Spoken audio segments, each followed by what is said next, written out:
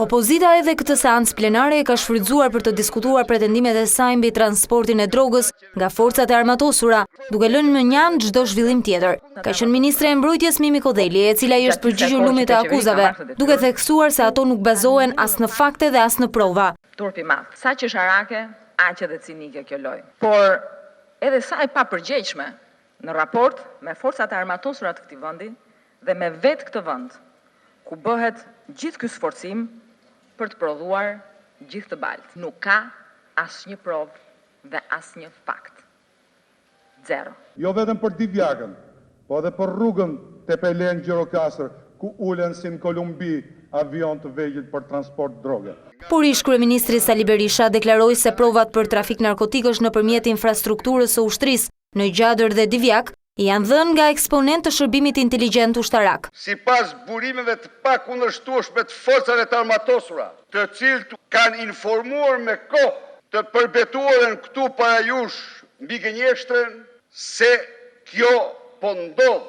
Ky përbetim është i njëri i papërgjegjshëm, i Edi Ramës, i cili ka filluar të glabrojë pronat e ushtrisë në mënyrë të paimagjinueshme. Tu do vinë dosjet e vjedhjeve tuaja.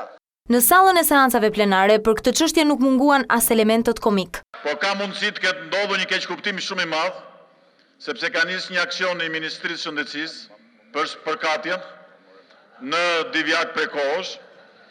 Edhe prandaj ndoshta ka vetë ato SMS-t se shpërkatja nuk bëhet gjatë kohës që ka diell, bëhet në periudhë pak kështu si të errët.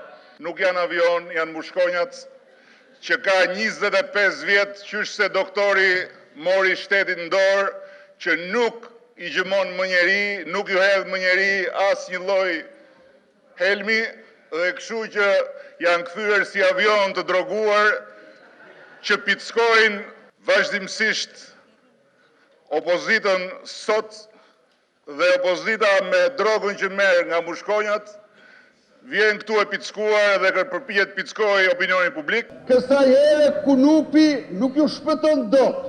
Do të hajë të gjithë ju. Sa ishit ju në pushtet, ja hapët rrugën Kunupit dhe e bët linjë ajrore për drogë.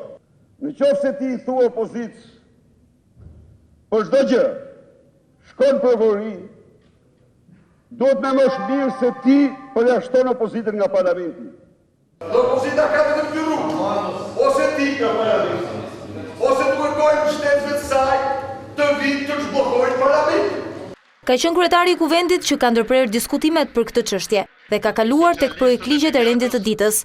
Kjo ka detyruar opozitën të braktisë sallën e kuvendit. Parlamenti ka miratuar më tej projektligjin për faljen e gjobave ndaj bizneseve për periudhën mars-gusht 2013, projektligjin për të drejtat dhe trajtimin e të dënuarve me burgim dhe të paraburgosurve, projektligjin për regjistrimin dhe kontrollin e mjeteve lundruese në 20 tonë, si dhe miratimin për pajisjen e shtetasve shqiptar me pasaport përjashtë shtetit.